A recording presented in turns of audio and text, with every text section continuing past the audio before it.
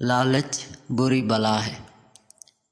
کسی شہر کے قریب کسی گاؤں میں ایک کتا روزانہ صبح اپنی روزی کی تلاش میں گھر سے نکلتا تھا اور گوشت کی دکان کے باہر بڑی ہوئی ہڈیوں کو جمع کرتا اور گھر لا کر اپنے گھر والوں کے ساتھ مل کر کھایا کرتا۔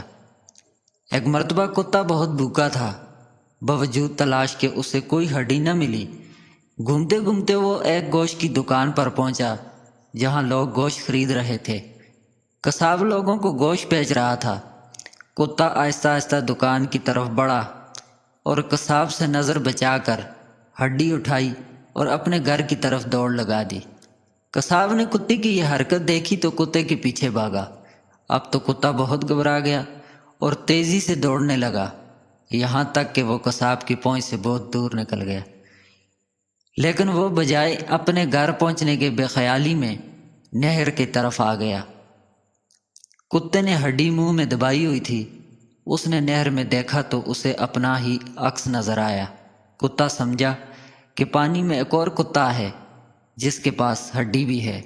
لالچی کتے نے سوچا کہ کیوں نہ میں اس سے یہ ہڈی چھین لوں تو میرے پاس 2 ہڈیاں ہو جائیں گی۔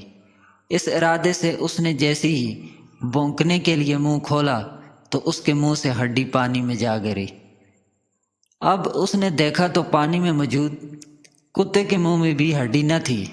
اب اس کی سمجھ میں آیا کہ جسے وہ دوسرا کتا سمجھ رہا ہے حقیقت میں وہ اسی کا عکس تھا۔ لیکن اب اس سمجھ کا کیا فائدہ، لیکن اتنی بات اس کی سمجھ میں آ گئی کہ لالچ بری بلا ہے۔ لالچ کا پہلا نقصان یہ ہوتا ہے کہ اپنے پاس موجود نعمت بھی چھین جاتی ہے۔